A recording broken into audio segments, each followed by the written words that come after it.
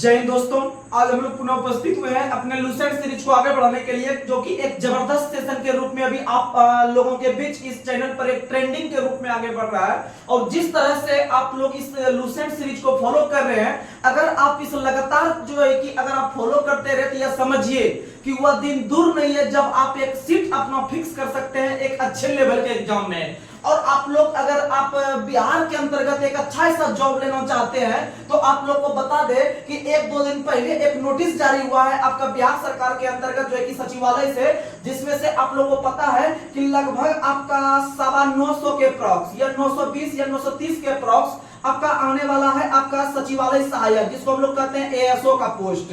जैसे ही चुनाव खत्म होगा, यानी ऐसा नहीं है कि अभी वो लोग काम नहीं कर रहे हैं, अगर चुनाव चल रहा है पूरे इंडिया में तो उसके अंतर्गत जो आपका बिहार सचिवालय है वो अभी काम कर रही है अपने सीट पे, यानी वहां से रोस्टर क्लियर वगैरह हो रहा है। तो समझ सकते हैं कि 9-950 सीट आपका सिर्फ एएसओ का रहेगा। उसके बाद इसमें विभिन्न प्रकार का जैसे योजना सहायक हो गया, मलेरिया निरीक्षक हो गया, इस तरह से इसमें अच्छे अच्छे जॉब जो कि एक आपका कह सकते हैं कि एक रॉयल जॉब है अपने आप में, जो कि यहाँ पर इस जॉब के सामने आपका बिहार एसआई का जॉब भी फ्लॉप कर जाता है। ऐसे बिहार एसआई का जॉब अपने आप में अच्छा जॉब है, लेकिन वो बहुत सारे छात्र ऐसे हैं कि वो बिहार एसआई का जॉब छोड़ के इस बार ये एएसओ ज्वाइन किए हैं। तो समझ सकते हैं एएसओ लेवल 7 का जॉब है, एक अपने आप में एक अच्छा जॉब है। ये समझ सकते हैं एएसओ को 4 व्हीलर सरकार के द्वारा नहीं मिलता है, सरकार के द्वारा 4 व्हीलर नहीं मिलता है, लेकिन इनको रहने के लिए 3 बीएचके का एक बंगला जरूर मिलता है। तो समझ सकते हैं कि इनके साथ बहुत अच्छा फैसिलिटी है, अच्छा जॉब है, बिहार के अंदर में रह के, पटना के अंदर में रह के अपना जीवन यापन परिवार के साथ कर सकते हैं, बहुत रॉयल जॉब है। तो इस तरह से लगभग बहुत सारा वैकेंसी है। और आपको बता देते हैं कि आप जैसे चुनाव खत्म हुआ देखिएगा 1 से 1.5 महीना के अंदर या 1 महीना के अंदर कम से कम 2500 प्लस, कम से कम लगभग 2500 प्लस वैकेंसी आपको सचिवालय के अंतर्गत देखने के लिए मिलेगा। और जस्ट जैसे आपका इलेक्शन खत्म होगा तुरंत ही आपका बीएसएससी जो आपका 12th लेवल पे जो कि अभी जो भरा चुका है, इसका सब चीज क्लियर हो गया था, इसका एग्जाम भी हो गया था। अगर सरकार अच्छा से चलता बिहार के अंदर में तो ये भी आपका हो गया था एग्जाम, और ये वैकेंसी भी आपका निकल गया था। तो इसीलिए आप लोग टेंशन नहीं लीजिए, ये सब वैकेंसी आने वाला है। वही 4th ग्रेड का भी जो है कि आपका बिहार के अंतर्गत बिहार एसएससी में 4th ग्रेड का भी लगभग 40,000 वैकेंसी था, लेकिन अभी ये जो है कि चुपचाप है, इसके नहीं है। लेकिन इससे पहले आपको ये दोनों वैकेंसी में से ये आपको निकल ही गया है, बस एग्जाम बचा हुआ है। और यह बहुत सारे छात्र उस टेंशन में जी रहे होंगे कि बिहार एसएससी का एग्जाम डेट कब आएगा, नहीं आएगा, क्या होगा। तो ये समझ लीजिए कि 18 लाख, इसमें लगभग आपको 25 लाख विद्यार्थी फॉर्म भरा है। तो इसका मतलब ऐसा नहीं है कि आपको ये फॉर्म तो एग्जाम लेगा ही लेगा, जब फॉर्म भराया है सरकार तो एग्जाम लेगा ही लेगा। और साथ में बता देते हैं कि जिस दिन एग्जाम डेट निकल जाएगा आप जो है ना तैयारी आप हड़बड़ करके करने लगिएगा, यानी इसीलिए आप लोग अभी से एकदम अच्छा से तैयारी कीजिए। और बिहार एसएससी को जो एकदम मेन रूप से टारगेट किया है वो डेली एक सेट प्रैक्टिस जरूर कीजिए। और देखिएगा, मान लीजिए मेरा पहला दिन सेट मारे 80 नंबर आया तो क्या टेंशन है, कोई टेंशन ही नहीं लेना है फिर। लेकिन हाँ, जो आप सेट लगाए हैं उसको आप पढ़ने का प्रयास कीजिए, हम कहां गलती किए, कौन सा क्वेश्चन गलती किए। उसके बाद जब आप ये मान लिया पहला दिन 80 नंबर आया, फिर हम इसको बहुत अच्छा से पढ़े, पूरा सेट को अंडरलाइन करके पीछे में एक्सप्लेनेशन रहता है, ये जहां भी आप टेस्ट लगाते हैं आप उस क्वेश्चन को बारीकी से समझने का प्रयास कीजिए। और आपको बताते हैं बहुत जगह क्या है अभी कि वो सिर्फ सेट लगवाते हैं। सेट का मतलब क्या होता है कि जैसे मान लीजिए कि वो सेट क्यूज वगैरह चलता है सब जगह में, भागलपुर पटना जहां भी है वहां पर आपको जो है कि ये सेट चलता है, लेकिन वैसा जगह पे आप सेट लगाने का प्रयास कीजिए या उस संस्था को आप ज्वाइन कीजिए जिससे कि आपको मान लीजिए अगर ये 150 क्वेश्चन मिल रहा है तो इसमें से आपको 75 जीके जीएस रहेगा। तो 75 जीके जीएस में आप वहां पर आप 75 सिर्फ क्या करता है क्वेश्चन को कि मान लीजिए पहला नंबर जैसे क्वेश्चन आया कि भारत के प्रथम में गैर कांग्रेसी प्रधानमंत्री कौन बने थे, तो मोरारजी देसाई। हाँ, टिक आउट करवा लिया मोरारजी देसाई, बस बच्चा उसको पढ़ लिया, बस घर चल गया। लेकिन नहीं, उससे संबंधित जो आपको वहां पर 10 क्वेश्चन एक्स्ट्रा जहां पर आपको कोई समझा रहा है आदमी, तो आप उसको वैसा क्विज को आप ज्वाइन करने का प्रयास कीजिए जिससे कि आपका और ज्यादा माइंड थोड़ा सा ब्रीफ होगा और आप ज्यादा डेवलप करके कोई एग्जाम को जल्दी फॉलो कर सकते हैं। वैसा ऐसा नहीं कि बहुत जगह क्या होता है कि एक प्रकार का आजकल बिजनेस चल गया है। बिजनेस क्या चल गया है कि मान लीजिए कि 200-300 रुपया मंथली दीजिए, आप आराम से सेट प्रैक्टिस कीजिए, बस आप क्वेश्चन लेके चल जाइए। लेकिन नहीं, वही 200-300 में आप वैसे क्विज का चयन कीजिए जिससे कि आपको लगे कि नहीं हमको वहां पर कुछ एक्स्ट्रा भी मिल रहा है जो मेरे लिए, ऐसा नहीं कि आप टाइम पास कहीं पर करने के लिए चल जाइए, वैसा कभी नहीं कीजिए। आपका जीवन है, आपके घर परिवार आपके पीछे पूरा पड़ा हुआ है कि जल्दी से एक जॉब ले ले, और आप वैसा जरूर काम कीजिए जिससे कि आपके माँ पिताजी का नाम रोशन हो समाज में। एक बार आप जॉब ले लीजिए, उसके बाद आपका जिंदगी भर कोई नहीं बोलने वाला है, बस आप जॉब लेके अपना नाम रोशन कर सकते हैं। तो ये 75 क्वेश्चन मान लीजिए जहां पर आप सेट करने जा रहे हैं, तो 75 वो जीके जीएस रहेगा, तो कम से कम मान लीजिए अगर आप 10-10 क्वेश्चन भी एक क्वेश्चन के बारे में जानने का प्रयास किए तो लगभग आप वो 2-3 घंटों में 750 क्वेश्चन को कम से कम रिकॉल कर सकते हैं और समझ सकते हैं। अगर आप 2-3 घंटों में 750 क्वेश्चन रिकॉल कर रहे हैं तो अपने आप में एक बहुत बड़ी बात होती है। लेकिन वहां कोई फालतू का क्यूज चल जाइएगा तो वहां पर कोई 75 क्वेश्चन खाली टिक आउट करवा देगा, बस आप चल जाइए, इससे क्या हो जाएगा? इससे कुछ नहीं होगा। आप भी रूम में जाइएगा, बस उसी को आप पढ़ लीजिएगा डायरेक्ट, बस फिर उसको रख दीजिएगा, बस वो रखा ही रह जाता है। तो आप वैसा चीज को कीजिए। मान लीजिए आपको समझाते हैं जिससे नंबर उठता है एग्जाम में, वो चीज को आपको हम बताते हैं। मान लीजिए कि आप बढ़िया से क्विज ज्वाइन कर लिए, एक क्वेश्चन के बारे में आपको 10 क्वेश्चन वहां बताया गया। मान लीजिए आप 75 क्वेश्चन को बनाए, 75 में 10 को किया तो आपको आपके पास 750 क्वेश्चन माइंड में कम से कम एक बार नजर के सामने घूमा। उसके बाद क्या होगा कि ये 750 क्वेश्चन में से या फिर ये 75 क्वेश्चन में से जो क्वेश्चन आपको बढ़िया लगा, जिसमें आपको डाउट था पहले आप नहीं जान रहे थे, आप एक शॉर्ट नोट्स बनाने का प्रयास कीजिए। अपने रूम में एक कॉपी लीजिए, उसमें से आप शॉर्ट में लिखने का प्रयास कीजिए कि ये क्वेश्चन बार-बार आता है, हम गलती मान देते हैं। तो ऐसा मान लीजिए 75 क्वेश्चन में आपको कम से कम 8 से 10 क्वेश्चन ऐसा होगा जो आप जानते हुए गलती मार देते होंगे। आपको बाद में पता चलता होगा अरे यार पूछ रहा था ये, हम मार दिए ये। तो इसका मतलब आप वैसा गलती नहीं कीजिए, आप उसको बार-बार रिकॉल करने का प्रयास कीजिए। और बताते हैं जो लड़का इस बार एएसओ ज्वाइन किया है वो समझिए अपने आप में अच्छा लड़का है ही, लेकिन वैसा लड़का भी क्वेश्चन एग्जाम में गलती करके आया है और भले वो जॉब लगने का लग जाता है आदमी का, लेकिन उससे गलती नहीं रुकता है, लेकिन हद तक वो मेहनत करके आगे बढ़ने का प्रयास करते हैं। आप लोग भी उसी तरह से धीरे धीरे अपना शॉर्ट नोट बनाइए और देखिएगा इसका प्रभाव को तुरंत ही देखने के लिए मिल जाएगा। तो आप लोग चलिए हम बिना कोई देरी के हुए आज के सेशन को शुरू करते हैं। तो आइए आप लोग को थोड़ा सा हम समझ लिए, क्योंकि ये सब चीज बहुत जरूरी रहता है आपको समझाना, क्योंकि लड़का पढ़ने का पढ़ते रहता है, उसको बुझाता कुछ नहीं है कि मेरा नंबर ही नहीं बढ़ रहा है। अब मान लीजिए पहला दिन 80 नंबर आया, और जब आप इस तरह का क्यूज ज्वाइन करते हैं तो आप 750 वाला जो है कि अगर आप डेली आप वहां व्यवस्था है तो समझ सकते हैं कि दूसरा दिन पक्का है कि आपका 85 नंबर आएगा, और उसके बाद तीसरा है कि आपका 90 आ जाएगा। इस तरह महीना डेढ़ महीना में फिर जब आप 100 क्रॉस करने लगिएगा, जिस दिन 100 क्रॉस करने लगिएगा तो उस दिन आप अपने मन में सोच लीजिएगा कि मेरा भी अब संभावना एग्जाम में हो रहा है बनने का रिजल्ट, क्योंकि प्री एग्जाम जो होगा बीएसएससी का अगर आपका जनरल कैटेगरी से है तो आपका 110 नंबर इनफ है, 110 में आराम से हो जाएगा, क्योंकि 12,000 पोस्ट भी है अपने आप में, क्योंकि इसका पोस्ट का बढ़ने का भी प्रस्ताव रखा गया है, लगभग 18,000 हो सकता है वैकेंसी, ऐसा कोई बड़ी बात नहीं है।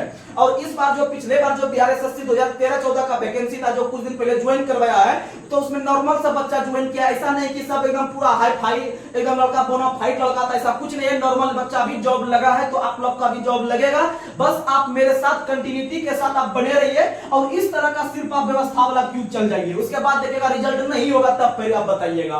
तो चलिए आज के सेशन को हम लोग शुरू कर रहे हैं। तो आज का मोटिवेशनल पॉइंट आप लोगों के बीच हम लाए हैं कि तो आप लोग समझने का प्रयास कीजिएगा, इसको जहन में उतारने का प्रयास कीजिएगा और अपने आप में एक आग के तरह आप एक ज्वाला को पैदा कीजिए जिससे कि एग्जाम को फोड़ के रख दीजिए। तो चलिए तो समझिएगा, जलाओ वो समा जिसे आंधी ना बुझा सके, जलाओ शरीर के अंदर एक वैसा समा जो कि आंधी भी ना बुझा सके, बनो एक ऐसा चेहरा जिसे कोई मिटा ना सके। तो कहने का मतलब ऐसा बात है कि आप एक ऐसा चेहरा अपने आप में दुनिया के सामने जो है कि उजागर होइए जिससे कि आपके जाने के बाद भी जिंदगी में वो चेहरा को कोई मिटा ना सके। क्योंकि अगर आपको जिंदगी मिला है तो समझिए ऐसा नहीं कि आप जो है कि अमर हो गए, आप जिंदगी भर पूरे एकदम जब तक पृथ्वी चलेगा तब तक रहिएगा, ऐसा कुछ नहीं है।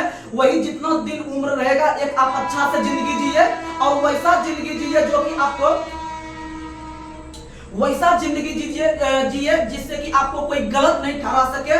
आप लोग आराम से शांति से जो है कि एक अटैक कीजिए। कहा जाता है कि आप जो आगे सोच रहे हैं, अगर आप जो आगे सोच रहे हैं ये आप जो करने का आगे अगला कदम उठाने का प्रयास कर रहे हैं या सोच रहे हैं, वो अगला व्यक्ति को किसी को पता नहीं चलना चाहिए कि हम कौन सा व्यवस्था के साथ आगे बढ़ रहे हैं। और जिस दिन आप रिजल्ट लीजिएगा और आराम से आपका जब फाइनल सिलेक्शन आ जाएगा, ज्वाइनिंग लेटर जब घर पे आ जाएगा, तो अपने आप देखिएगा गांव में हल्ला हो जाता है। तो आप लोग बस उसी दिन का इंतजार कीजिए और शांति से। तो यही कहा जाता है कि जब आदमी मेहनत करता है तो उसको कोई देखने वाला नहीं होता है, लेकिन जब सिलेक्शन जिस लड़का का हो जाता है तो उसके पीछे पूरा जिंदगी या फिर पूरा लाइन खड़ा लग जाता है आपका। तो बस इसी सोच के साथ चलिए आज के सेशन को हम लोग लूसेंट सीरीज को शुरुआत कर रहे हैं। तो आप लोग इसे आराम से समझने का प्रयास कीजिएगा, मेरे साथ साथ अच्छा अच्छा क्वेश्चन को हम करेंगे आप लोगों के बीच और आप लोग रिकॉल करते चलिएगा। और आप लोग किसी एक बात बोलने के लिए भूल जाते हैं बार बार कि आप लोग अधिक से अधिक जो है कि इस वीडियो को शेयर करने का भी प्रयास कीजिएगा अपने दोस्तों में, अपने भाइयों में। तो जिससे क्या होगा कि उनको भी फायदा होगा और वो भी आगे जो है कि बढ़ सके। तो चलिए आज के सेशन को हम शुरू कर रहे हैं। तो आज का टॉपिक हम लोग वैदिक सभ्यता को देखने वाले हैं। वैदिक सभ्यता से संबंधित जो जो इंपॉर्टेंट क्वेश्चन रहेगा हम लोग देखेंगे, फिर चलेंगे पॉलिटी की ओर। तो आप लोग को पता है वैदिक सभ्यता पढ़ने से पहले हम लोग सिंधु घाटी सभ्यता लगभग खत्म कर चुके हैं। जितना क्वेश्चन लूसेंट में था, लूसेंट का आपको कवर करवाए। उसके बाद आपको जो थोड़ा बहुत एक्स्ट्रा देने का हम कोशिश किए, आप उसको कवर करके चलिए, एग्जाम क्वेश्चन में बन जाएगा। तो सुनिएगा, वैदिक सभ्यता पढ़ने से पहले हम लोग सिंधु घाटी सभ्यता पढ़े हैं। और सिंधु घाटी सभ्यता जो हम पढ़े हैं, तो आप लोग को पता है कि सिंधु घाटी सभ्यता का जैसे विनाश हुआ, तो आपको पता है कि इसका विनाश का सबसे मुख्य कारण जो बताया जाता है वो बाढ़ बताया जाता है। बाढ़ बताया जाता है। सिंधु घाटी सभ्यता को हम लोग इंडस सभ्यता के नाम से भी जानते हैं, क्योंकि सिंधु जो नदी थी उसको इंडस नदी के नाम से भी पुकारा जाता था। यानी सिंधु घाटी सभ्यता को हम लोग हड़प्पा सभ्यता भी कहते हैं। और क्यों कहते थे? क्योंकि आपको पता है कि सिंधु घाटी सभ्यता के अंतर्गत खोजा गया सबसे पहला शहर जो था वो हड़प्पा था। कौन था? हड़प्पा। इसीलिए सिंधु घाटी सभ्यता को हड़प्पा सभ्यता के नाम से भी जानते हैं। और सिंधु घाटी सभ्यता का सबसे मुख्य कारण था बाढ़। तो इसे सब चीज हम बता चुके हैं। और जैसे सिंधु घाटी सभ्यता खत्म हुआ तो सबके सामने आता है वैदिक सभ्यता। कौन आता है? वैदिक सभ्यता। और आप लोग को बता दे कि वैदिक सभ्यता जो आया, इसको लाने का सबसे मुख्य कार्य जो किया था वह किया था आर्य लोगों ने। किसने किया था? आर्य लोगों ने। अब आर्य क्या था? तो आप लोग को बता दे कि आर्य एक प्रकार का जाति का समूह था। आर्य एक प्रकार का जाति का समूह था। और आपको बताते हैं कि इस वैदिक सभ्यता जो आया है वह आपका सिंधु घाटी सभ्यता के प्रादुर्भाव के तहत हुआ है, यानी इसके विघटन के फलस्वरूप वैदिक सभ्यता बना है। और वैदिक सभ्यता को लाने का काम आर्य सभ्यता ने किया, आर्य लोगों ने किया है। इसीलिए वैदिक सभ्यता को आर्य सभ्यता के नाम से भी जानते हैं। वैदिक सभ्यता के लोगों को आर्य सभ्यता के नाम से जानते हैं। और आर्य के बारे में थोड़ा बहुत जानकारी आप लोग को बीच हम लोग जो है कि ऋग्वेद में रखे थे। ऋग्वेद में आप लोग को रखे थे कि आर्य वगैरह का चर्चा ऋग्वेद में बहुत बड़े पैमाने पे मिलता है। ऋग्वेद हो गया, या फिर आप बोल सकते हैं कि वेद में बहुत सारा जानकारी हमको आर्य के विषय में मिलता है। तो आप बोल सकते हैं कि आपका वेद जो है एक प्रकार से यूनेस्को के सूची में शामिल है। और उसको डेवलप करने का काम आर्य लोगों ने किया था, अर्थात वैदिक सभ्यता को बनाने का काम आर्य लोगों ने किया था। और भारत ही नहीं, पूरे विश्व के लोगों के द्वारा आर्य का जो निवास स्थान बताया गया है, अलग अलग व्यक्ति के द्वारा अलग अलग जगह बताया गया है। आर्य लोग का निवास स्थान बहुत व्यक्ति के द्वारा अलग अलग लोगों के द्वारा अलग अलग जगह पे बताया गया है। और आप लोग को बता दे कि आर्य शब्द का जो शाब्दिक अर्थ होता है वह ज्ञान होता है। क्या होता है? ज्ञान। याद रखिएगा, आर्य शब्द का शाब्दिक अर्थ ज्ञान होता है। डायरेक्ट एग्जाम में आएगा। जैसे आपको बताए थे कि साम वेद में साम का जो अर्थ होता है, साम वेद में साम का अर्थ क्या होता है? तो साम वेद में साम का अर्थ होता है गान। क्या होता है? गान। यानी एकमात्र गाई जा सकने वाली वेद साम वेद, यानी साम वेद में साम का अर्थ ज्ञान होता है। उसी तरह से आर्य सभ्यता के अंतर्गत आर्य का शाब्दिक अर्थ ज्ञान होता है। क्या होता है? ज्ञान। यानी जैसे आप लोग को पता है कि जंगल, पुराने जमाने में क्या होता था कि जंगल में एक गुरु रहते थे यहाँ बैठे हुए, इसके नीचे विभिन्न प्रकार के शिष्य जो है कि शिक्षा ग्रहण करते थे इनके सामने बैठकर। तो ये आर्य लोगों को ही दर्शाया जाता था। आर्य को शिक्षा भी इसी तरह से मिलता था। यानी आर्य को जो ज्ञान की प्राप्ति होता था गुरु के समीप में जंगल में बैठकर, तो इसीलिए आर्य का शाब्दिक अर्थ ज्ञान होता है। क्या होता है? ज्ञान। एकदम माइंड में खोस लीजिएगा, आपको याद करवा ही देंगे। इतना बार बोलेंगे कि याद हो जाएगा और एग्जाम में जब देखिएगा तो आपका जब 4 ऑप्शन देखिएगा ना ए बी सी डी, तो अपने आप आपका क्वेश्चन का आंसर मान लीजिए अगर ए रहता उसका आंसर मान लीजिए ए उसका सही आंसर होगा, तो ये तीनों ऑप्शन को नहीं दिखेगा, डायरेक्ट आपको यही भूक भूक करने लगेगा। जैसे ना होता है गाड़ी का बल्ब जब भूक भूक करता है तो उसी तरह से आपको इंडिकेट करने लगेगा माइंड में, ना यही आंसर होगा जल्दी मारो इसको। लेकिन आपको हड़बड़ाना नहीं है उस समय, इन एक इजी क्वेश्चन देके एकदम सट से मार दिया, बाद बता कि अरे यार लास्ट में नहीं है लिखा हुआ, लास्ट में नहीं है और हम हाई करके मार दिया, हम सोच लिए कि ये हाई पूछ रहा है, बस हाई हो जाएगा। इसीलिए आप लोग नहीं और हाँ को लास्ट में बारीकी से देखिएगा अगर ये पूछ क्या रहा है तब आप, क्योंकि आपका अगर आपके पास ज्ञान है अच्छा से आप आराम से बना सकते हैं, हड़बड़ में एक बात नहीं है। और जिसको आधा अधूरा ज्ञान रहता है वही हड़बड़ करके एग्जाम में गलत मार्क आ जाता है, भले उसका अटेकरी में पीटी में रिजल्ट हो जाएगा लेकिन मेंस में वो फेंका जाएगा। तो इसीलिए आप लोग अच्छा से मेहनत कीजिए, अभी समय है, प्री और मेंस दोनों का सिलेबस बिल्कुल समान है, कहीं कोई अंतर नहीं है। तो क्यों ना हम जो है कि प्री के एग्जाम को प्री की तरह नहीं समझ उसको मेंस की तरह तैयारी करें, तो आपको फायदा जो है कि मेंस तक करेगा। तो चलिए हम लोग आगे बढ़ते हैं। तो आप लोग को बताना है, आप लोग बताइएगा कि विभिन्न प्रकार के व्यक्ति ने आर्य का निवास स्थान विभिन्न प्रकार का जगह बताया है, तो किस किस व्यक्ति ने किस किस जगह बताया है, तो आपको 3-4 व्यक्ति का हम नाम बताते हैं, आप लोग याद रखने का प्रयास कीजिएगा, कम से कम 2 याद रखिएगा। जैसे आप लोग को पता है कि अगर आप वैदिक सभ्यता को पढ़ने के लिए जा रहे हैं तो सबसे पहले आपको नाम रखना इनका जरूरी है, मैक्स मूलर का।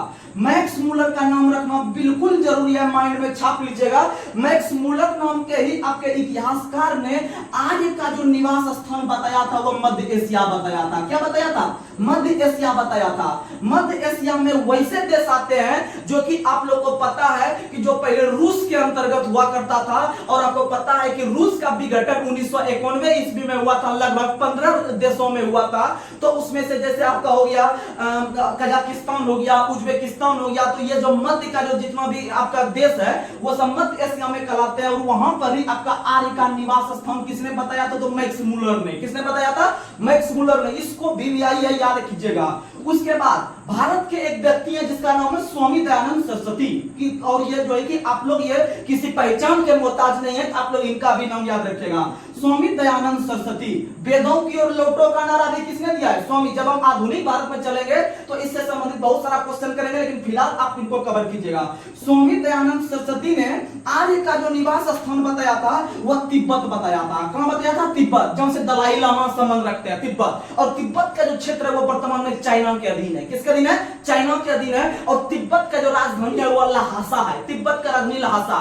और जो भी देश हम बताएंगे आपको उसका हम राजधानी भी बताने का प्रयास करेंगे। इससे क्या होगा कि आप कोई भी सेट उठा के देखिए, बिहार एसएससी या बिहार सीजीएल का या एनटीपीसी का, उसमें लगभग आपको 1 या 2 राजधानी पक्का पूछा गया है। इसीलिए आप लोग वो चीज को आप कवर करके चलिएगा। उसके बाद हम एक और व्यक्ति का नाम लेना चाहते हैं जिनका नाम है बाल गंगाधर तिलक। बाल गंगाधर तिलक। बाल गंगाधर तिलक ने, बाल गंगाधर तिलक ने जो आर्य का निवास स्थान बताया है वह उत्तरी ध्रुव बताया है। कौन सा ध्रुव बताया है?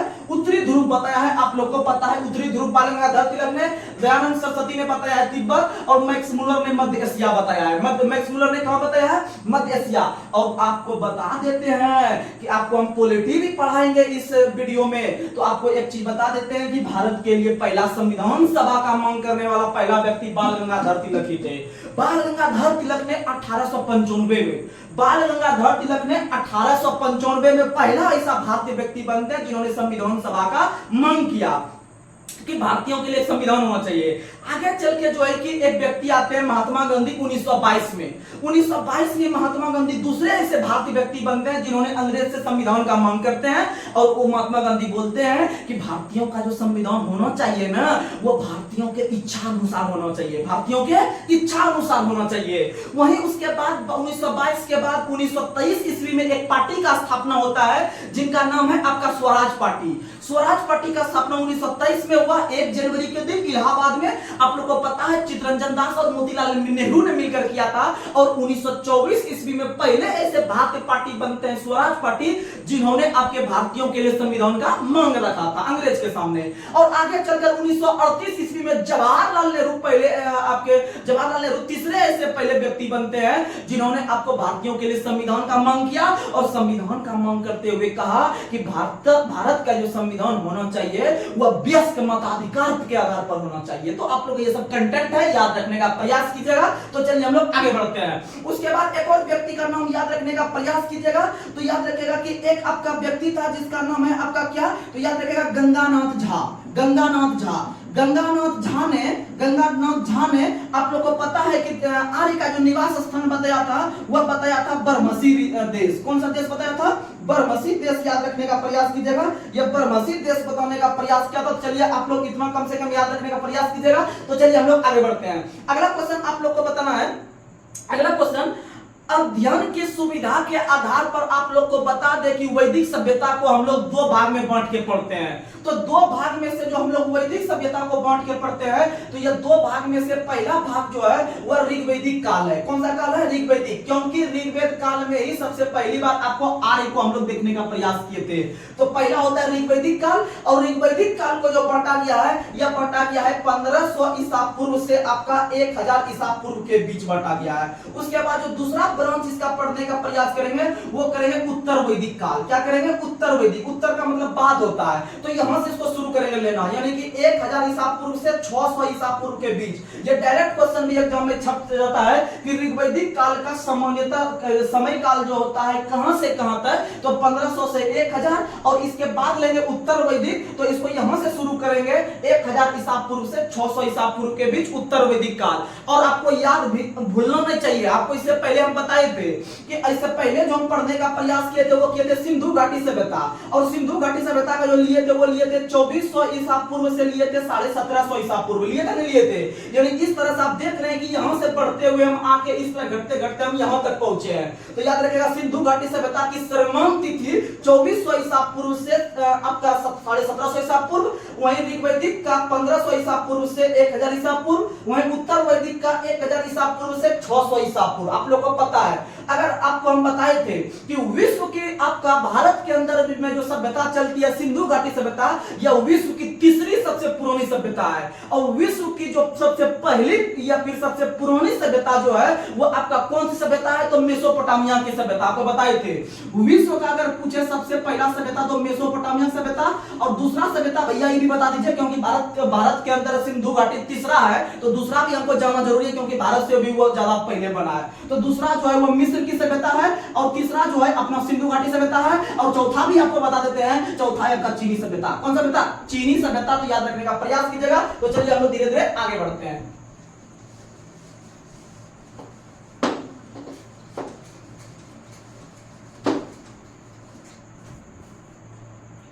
चलिए अगला क्वेश्चन आप लोग को बताना है कि सिंधु घाटी सभ्यता के विपरीत जो वैदिक सभ्यता थी वो जो है कि कौन से आधार पे था, तो आपको बताए थे सबसे पहले, अगर हम सिंधु घाटी सभ्यता पढ़ रहे होंगे तो आपको हम बताए थे कि सिंधु घाटी सभ्यता जो था एक प्रकार से शहरी सभ्यता थी, या फिर वहां पर शहरी व्यक्ति निवास करते थे।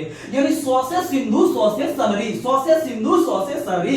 इसके जस्ट विपरीत मारना है वैदिक को, तो भैया वैदिक मतलब ग्रामीण, वैदिक मतलब ग्रामीण, वैदिक मतलब ग्रामीण। तो सिंधु घाटी सभ्यता एक शहरी सभ्यता थी, और वैदिक सभ्यता जो थी वो एक प्रकार की ग्रामीण सभ्यता थी। याद रखिएगा, यानी कि आपको माइंड को क्लियर रखने के लिए कंफ्यूज नहीं कीजिए। तो 100 से सिंधु 100 से शहरी। अगर सिंधु की जगह क्वेश्चन पूछ देगा हड़प्पा सभ्यता एक कैसी सभ्यता थी, तो इसका मतलब आपको सिंधु समझना है, समझ में आ रहा है? शुरू समझा रहे हैं तो उस हड़प्पा में भी मारना है शहरी।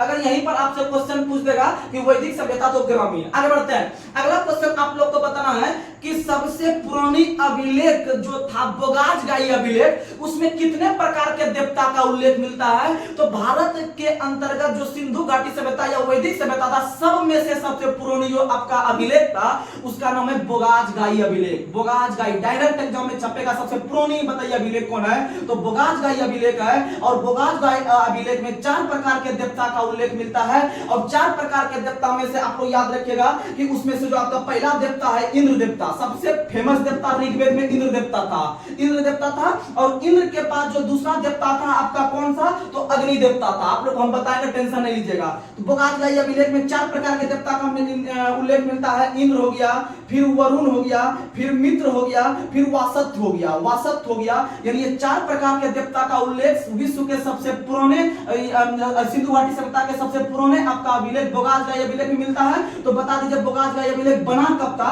तो बोगासगाई अभिलेख 1400 ईसा पूर्व पहले का है। बोगासगाई अभिलेख 1400 ईसा पूर्व पहले का है, आप लोग को पता है। वहीं नासिक अभिलेख का संबंध गौतमी बलश्री से है। वहीं आपका गिरनार या जूनागढ़ अभिलेख का संबंध रुद्रदमन से है। किससे है, रुद्रदमन से है। वहीं पर अगर हम देखते हैं आपको जो है कि आपका जो पता है आप लोग को बंगाल शासक विजय सेन, बंगाल शासक विजय सेन से जो है वह आपका देवपाड़ा अभिलेख है। देवपाड़ा आपको बताए थे, लिट्टी पाड़ा, देवपाड़ा, फलना पाड़ा, चिलना पाड़ा जो रहता है वो बंगाल में जगह देखने के लिए मिलता है, ठीक है, पाड़ा करके। तो इसका मतलब आपको ऑप्शन में रहेगा बंगाल शासक विजय सेन से संबंधित कौन सा अभिलेख है, तो आपको पाड़ा पे ध्यान देना है, पाड़ा पे। तो पाड़ा का मतलब याद रखना है आप लोग को जो है कि कौन सा पाड़ा, तो आप लोग को पता है लिट्टी पाड़ा याद रखेगा कि क्या याद रखेगा, तो लिट्टी पाड़ा नहीं, कौन सा पाड़ा, देवपाड़ा। क्या याद रखेगा, देवपाड़ा। चलिए आगे बढ़ते हैं। अगला क्वेश्चन आप लोग को बताना है, अगला क्वेश्चन आप लोग को बताना है कि बोगासगाई अभिलेख, बोगासगाई अभिलेख जो था सबसे पुरानी था।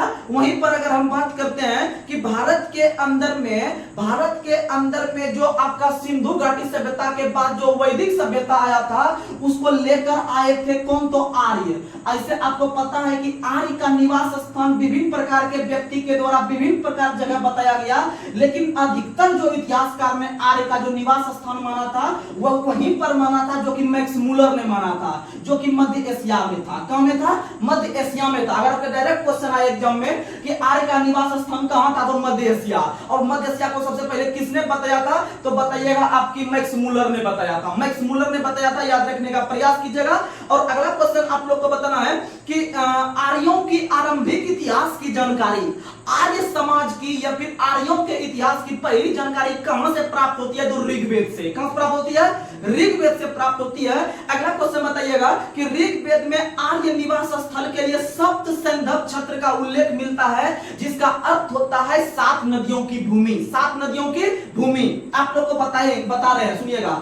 जब आर्य आपका निवास कर रहे थे मध्य एशिया में, जब आर्य भारत में प्रवेश किए सबसे पहले आके पंजाब में बसे थे। कहां में बसे थे, पंजाब में बसे थे। उसके साथ कुछ आपका अफगानिस्तान के क्षेत्र में रुक गए थे। तो याद रखिएगा भारत के अंदर में आपको पता है जब पंजाब में रुके तो आप ऑब्जेक्टिव में क्वेश्चन याद करते होंगे कि पंजाब को जो है कि 5 नदियों की भूमि के नाम से भी पंजाब को जानते हैं। तो यहीं पर आके पंजाब में रुकने का काम किए थे, तो याद रखने का प्रयास कीजिएगा। तो उसमें से आपको पता है कि आपको ऋग्वैदिक काल के अंतर्गत विभिन्न प्रकार के नदी का वर्णन किया गया है, उसका आपको हम एक बार रिकॉल करवा देते हैं, आपको रिकॉल करवा देते हैं, सुन लीजिएगा। ऋग्वैदिक काल में विभिन्न प्रकार का नदी का उल्लेख है, जिसको हम लोग आधुनिक नदी का अलग अलग नाम दे चुके हैं। तो सुनिएगा, सबसे पहले याद रखिएगा परुस्नी, परुस्नी को हम लोग रावी नदी के नाम से जानते हैं। परुस्नी को किस नाम से, रावी के नदी के नाम से जानते हैं। वहीं पर याद रखिएगा सुतुद्री, सुतुद्री को सतलज, सुतुद्री को सतलज, सुतुद्री को सतलज। उसके बाद याद रखिएगा अस्किनी, अस्किनी को चिनाब, अस्किनी को चिनाब, अस्किनी को चिनाब। वहीं अगर हम बात करते हैं, वही अगर बात करते हैं हम लोग बितास्ता, तो बितास्ता झेलम, बितास्ता झेलम, बितास्ता झेलम, बितास्ता झेलम। वही अगर हम बात करते हैं विपाशा, विपाशा व्यास, विपाशा व्यास, विपाशा व्यास। वहीं अगर बात करते हैं हम लोग गोमती, गोमती, गोमती गोमल, गोमती को वर्तमान में गोमल के नाम से जानते हैं, गोमती गोमल, जो कि लखनऊ के आसपास का क्षेत्र है। अगला क्वेश्चन आप लोग बताइएगा कि आप लोग को बताना है कि कुबा, कुबा किसका है, काबुल का, कुबा किसका है, काबुल का। वहीं अगर हम बात करते हैं आपका और नदी कौन सा है, तो और नदी सदानीला, सदानीला जो नया नाम है सदानीला का गंडक, सदानीला का नया नाम है गंडक। वहीं अगर हम बात करते हैं अगला नदी कुमू, कुमू का है कुर्रम, कुमू का कुर्रम, कुमू का कुर्रम। वहीं बात करते हैं सिंधु, तो आपको बताया कि सिंधु को हम लोग इंडस के नाम से जानते हैं। किस नाम जानते हैं, इंडस, सिंधु को इंडस, सिंधु घाटी सभ्यता को इंडस सभ्यता के नाम से भी जानते हैं। तो ये सभी नदी है जिसका उल्लेख ऋग्वेद में मिलता है। आप लोग को डायरेक्ट क्वेश्चन एग्जाम में पूछता है कि परुस्नी नदी का आधुनिक नाम क्या है, तो रावी। तो आपको ये सब याद रखना पड़ेगा, एक बार रिकॉल कीजिए। परुस्नी रावी, सुतुद्रु सतलज, अस्किनी चिनाब, बितास्ता झेलम, बिपाशा व्यास, गोमती गोमल, कुबा काबुल, सदानीला गंडक, कुबू कर्रम, सिंधु इंडस। ये सब याद रखिएगा। और आपको बता दे कि जब आप लोग ऋग्वेद पे ध्यान दीजिएगा तो ऋग्वेद में लगभग विभिन्न प्रकार के नदी मिलते हैं, या फिर आपको वैदिक सभ्यता के अंतर्गत कुल 31 नदी का चर्चा किया गया है। वैदिक सभ्यता के अंतर्गत आपको कुल 31 नदी का चर्चा किया गया है, और 31 नदी में आप लोग को बता दे कि सबसे महत्वपूर्ण नदी जो थी वह सिंधु थी। सुनिएगा, अगर क्वेश्चन पूछे कि सबसे पवित्र नदी, आपको लिख देते हैं, अगर क्वेश्चन पूछे सबसे महत्वपूर्ण नदी तो सबसे महत्वपूर्ण नदी सिंधु नदी मारिएगा। लेकिन क्वेश्चन पूछे कि सबसे जो पवित्र नदी माना गया है तो सबसे पवित्र नदी सरस्वती को, सबसे पवित्र नदी किसको माना गया है? सरस्वती को।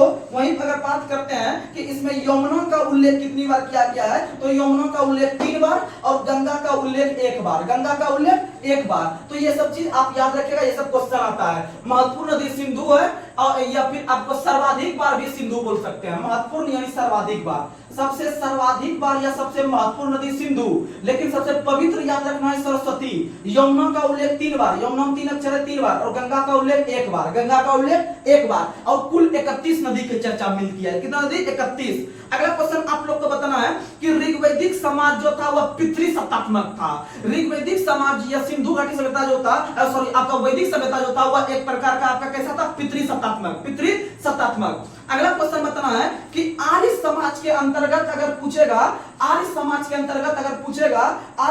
अंतर्गत सबसे छोटी इकाई या फिर सबसे आधारभूत इकाई क्या था? तो आधारभूत इकाई जो था वह आपका किसे माना गया था? तो वह परिवार को, परिवार या कुल। आप लोग को पता है कि जैसे आप लोग देखते होंगे कि आप लोग जैसे कि आप जाइएगा, अगर सबसे पहले आप ज्वाइन करते हैं, अगर आप एक ग्रुप डी ज्वाइन करते हैं तो ग्रुप डी से मान लीजिए प्रमोशन होके आपको जो है कि लेवल 2 का जॉब मिलेगा, लेवल 2 से लेवल 3 का टीसी बनाएगा, फिर लेवल 4 का जॉब मिलेगा आपको, सीनियर टीसीसीसी बनाएगा, फिर आपको लेवल 5 के अंतर्गत जो है कि गार्ड बन सकते हैं, लेवल 6 में स्टेशन मास्टर बन सकते हैं, और लेवल 7 में जाके आप लोग एसएससी बन सकते हैं। तो इस प्रकार से आपका पद व पद बढ़ता है। उसी प्रकार से आपको वैदिक सभ्यता के अंतर्गत जो सबसे छोटा इकाई था या फिर आधारभूत का मतलब होता है आधार का मतलब होता है बेस, यानी सबसे छोटा आप क्या दिए हैं। नहीं कहता है आधार की घर का आधार अच्छा से बनाओ तो ऊपर 5 महल भी बनाएगा तो कोई दिक्कत नहीं आएगा। तो उसी प्रकार से सबसे नीचे का जो चीज था वह आपका परिवार था या कुल था, और परिवार का जो मुखिया कहलाता था, परिवार का जो मुखिया वो पिताजी कहलाते थे। कौन कहलाते थे? पिताजी कहलाते थे। ऐसे भी अभी भी आपके पिताजी कहलाते हैं। आप लोग याद रखने का ये सब प्रयास कीजिएगा। और आप लोग को हम बता देते हैं कि ये जो आपका क्रम था, ये क्रम आपको हम बता देते हैं। सबसे पहले आपका परिवार आया, परिवार के बाद याद रखिएगा ग्राम होता है। क्या होता है? ग्राम, या इसको हम लोग कुल भी बोलते हैं। तो ग्राम के बाद जो आगे बढ़िएगा विष आता है। क्या आता है? विष। और विष के बाद जो आता है आपका जन आता है, और जन के बाद राष्ट्र आता है। कौन आता है? राष्ट्र। तो याद रखिएगा, आपको यहाँ पूरा याद नहीं रखना है, आपको याद रखना है कि सबसे छोटी याद रखना है और सबसे बड़ी याद रखना है। सबसे बड़ा राष्ट्र होता है यानी देश होता है, और सबसे छोटा परिवार या कुल होता है। ना कहता है कौन कुल में जन्म लिया है, यानी कि अब परिवार या कुल हो गया सबसे छोटा, और सबसे बड़ा राष्ट्र हो गया। क्या हो गया? राष्ट्र हो गया। तो आप लोग याद रखने का प्रयास कीजिएगा। और आगे बढ़ते हैं। अगला क्वेश्चन बताना है कि वैदिक सभ्यता के अंतर्गत बलि एक प्रकार का क्या था? वैदिक सभ्यता के अंतर्गत बलि एक प्रकार का क्या था? आप लोग को बता दे कि जब आपका मनोकामना पूर्ण नहीं हुआ रहता, या कोई प्रकार का आपके मन में ऐसा उपज आता है कि हम अगर भगवान को गच लेंगे, मान लीजिए दुर्गा माता को कि इस बार हम अगर पाठी देंगे तो ये मेरा काम हो जाना चाहिए, या फिर सफल हो जाते हैं, आप लोग देने का काम करते हैं। यानी क्या देने का काम करते हैं? तो कहते हैं बलि देंगे हम, बाबा एक मेरा जॉब लग जाए, बोलते हैं। लेकिन वो तो बाबा अपने मन से आपसे नहीं मांग रहे हैं, ये देवता अपने मन से नहीं मांग रहे हैं, लेकिन आपके मन में वह इच्छा आया। क्या आया? इच्छा कि अगर मेरा पूर्ण हो जाता है तो हम बलि दे देंगे। इसका मतलब याद रखिएगा कि वैदिक सभ्यता के अंतर्गत जो आपका खेती वगैरह होता था, तो खेती से जो टैक्स अपने आप जो है कि देते थे किसान, खेती से जो टैक्स किसान अपने मन से देते थे, राजा के द्वारा कोई दबाव नहीं आता था कि आपको 10% देना ही पड़ेगा, 20% देना ही पड़ेगा, ऐसा कोई दबाव नहीं था। कहने का मतलब कि बलि जो था आपका ऋग्वैदिक काल में, यह बलि जो था आपका वैदिक सभ्यता के अंतर्गत, वो एक ऐसा चीज था जहां के किसान अपने मन मुताबिक जो टैक्स राजा को प्रदान करते थे उसे बलि करते थे। क्या कहते थे? बलि। और राजा इतना अच्छा थे, कहने का मतलब आप इसी चीज का अंदाजा लगा सकते हैं कि अपने प्रजा से अपने मुताबिक, अपने मन मुताबिक वो जाके आप धन को दीजिए या टैक्स को दीजिए, आपको कोई दिक्कत नहीं था। और राजा बोलते थे कि हम जो ले रहे हैं टैक्स ना, ये टैक्स हम अपने डेवलप के लिए नहीं ले रहे हैं। अगर आपके पास किसी तरह का अगर कोई खेती करने में प्रॉब्लम आता है या कोई दूसरा व्यक्ति आपके साथ कोई प्रकार का घटना घटित करता है तो हम आपको रक्षा करेंगे। क्या करेंगे? रक्षा।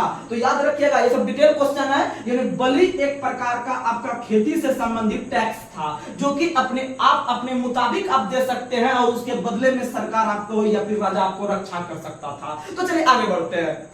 उसी प्रकार से बलि याद रखिएगा, अपने मन मुताबिक आप बाबा को देते हैं, यानी वो मांगते नहीं, देते हैं। और क्या देते हैं? मेरा भी वो रक्षा करे, आगे हम अच्छा से जो है कि आगे बढ़े। चलिए आगे बढ़ते हैं। अगला क्वेश्चन आप लोग को बताना है कि ऋग्वैदिक काल में आर्यों की संस्कृति कैसी थी? तो आर्यों की संस्कृति बताए आप लोग को ग्रामीण थी। कैसी थी?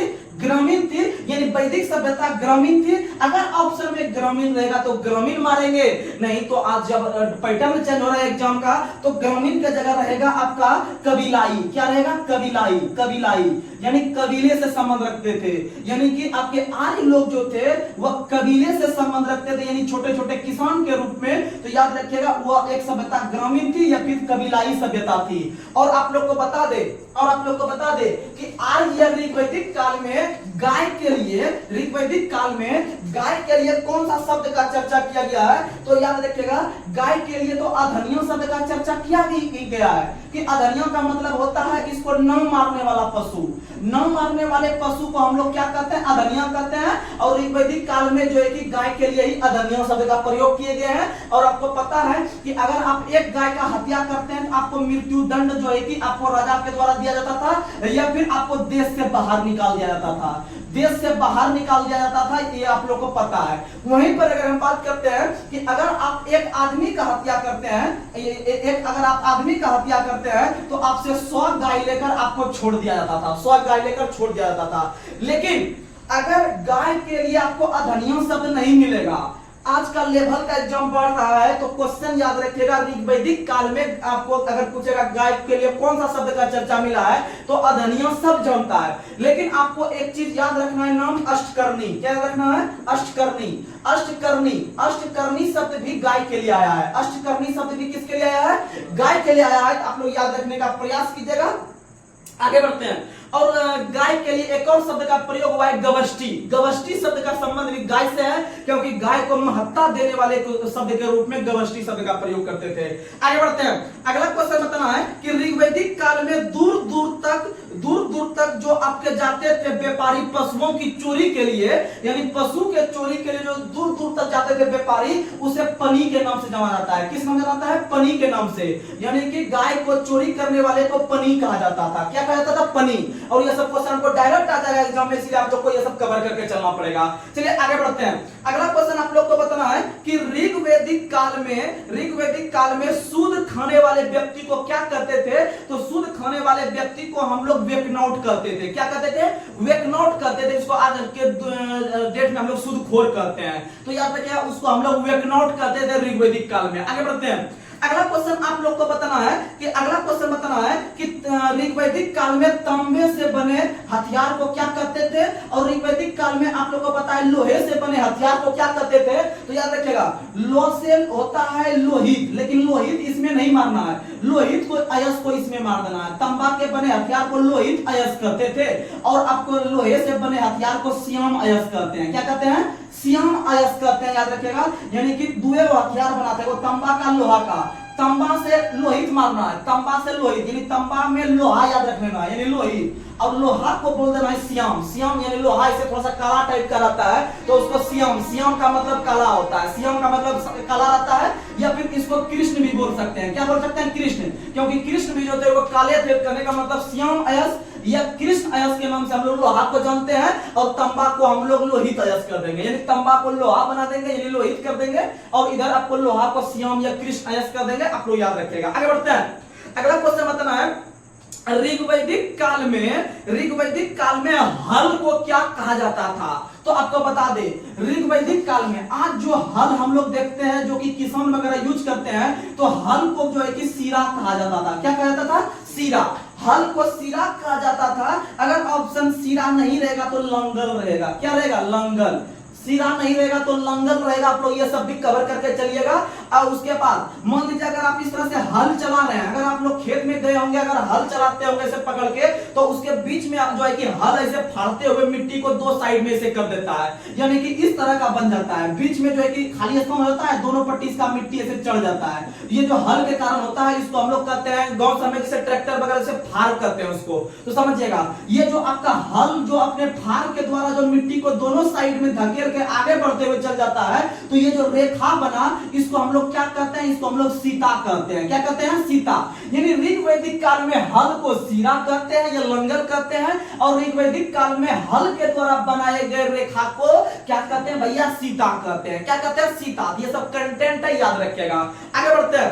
अगला क्वेश्चन आप लोग को बताना है, ऋग्वैदिक काल में बढ़ई को किस नाम से जाना गया? ऋग्वैदिक काल में बढ़ई को किस नाम से जाना गया? आप लोग को बता देते हैं। बढ़ई जो होता है वो लकड़ी का काम करता है। बढ़ई जो होता है वो लकड़ी का काम करता है, और बढ़ई जो रहता है उसके पास देखते होंगे कि बहुत तीक्ष्ण सामान रहता है। तीक्ष्ण का मतलब होता है बहुत धारदार सामान होता है, धारदार लकड़ी काटने के लिए, इसीलिए बढ़ई को तीक्ष्ण शब्द का यूज किया गया है। बढ़ई के लिए तीक्ष्ण शब्द, बढ़ई के लिए तीक्ष्ण शब्द याद रखिएगा। वही अगर बात करते हैं कि ऋग्वैदिक काल में बैलगाड़ी को किस नाम से जाना गया है, तो ऋग्वैदिक काल में बैलगाड़ी को जो कहा गया है, आप लोग को जुगाड़ दिए, यहाँ पर भी बढ़ई के लिए तीक्ष्ण सामान रखता है, बढ़ई को तीक्ष्ण। जब हम दोबारा रिकॉल करवाएंगे कभी, तो आपका माइंड आराम से काम होगा, या फिर आप जब दोबारा वीडियो देखिएगा तो आपका आराम से कवर हो जाएगा, आराम से याद हो जाएगा। और देखिएगा जब इस लेवल का एग्जाम में क्वेश्चन आएगा तो समझिएगा कि आप बनाइएगा, और अधिकतर का नहीं बना पाएगा। हकीकत यही है, सुनिएगा, क्योंकि लूसेंट तो आपको पढ़ा ही रहे, साथ में एक्स्ट्रा फैक्ट भी, क्योंकि ये सब क्वेश्चन आपको लूसेंट में नहीं मिलेगा। ये वाला ये तो आपको मिल जाएगा, लेकिन ये शब्द फिर नहीं मिलेगा कोई लूसेंट में। इसीलिए आप लोग जो है कि एक्स्ट्रा फैक्ट दे रहे हैं, आप आराम से कवर कीजिएगा। समय ज्यादा लगता है, लेकिन आपका समय जिंदगी भर के लिए इसमें बनेगा इस वीडियो से। सुनिएगा, जैसे आप बैलगाड़ी पे बैठते होंगे, तो नहीं पहले जमाने में आदमी बैलगाड़ी पे बैठ बैठ के 2, 4, 5 किलो 6 किलोमीटर चल जाता था, लेकिन आज के आदमी को अगर आप बैलगाड़ी पे बैठाइएगा तो उसको यात्रा करने में जो है ना बहुत अनर्स बढ़ेगा। नहीं कहता है अरे आवाज बहुत आ रहा है, अनर्स बढ़ रहा है हमको बहुत। इसका मतलब उसी तरह से बैलगाड़ी जब आजकल का आदमी बैठाइएगा ना, हीरो सब लड़का को बैलगाड़ी पे, तो बोलेगा हम बैलगाड़ी से अच्छा हम पैदल चल जाएंगे डिश डट करते हुए। तो इसका मतलब याद रखिएगा कि बैलगाड़ी पे बैठने में आजकल के आदमी को अनर्स बढ़ता है। क्या बढ़ता है? अनर्स। यानी कि बैलगाड़ी को अन्नस शब्द से नाम से जाना गया, बैलगाड़ी को अन्नस शब्द का प्रयोग किया गया है। तो चलिए हम लोग आगे बढ़ते हैं धीरे धीरे। अगला क्वेश्चन आप लोग को बताना है, अगला क्वेश्चन आप लोग बताइएगा, अगला क्वेश्चन आप लोग को बताना है कि ऋग्वैदिक काल में कितने प्रकार के विवाह की चर्चा की गई है? तो ऋग्वैदिक काल में कुल 8 प्रकार के विवाह की चर्चा किया गया है।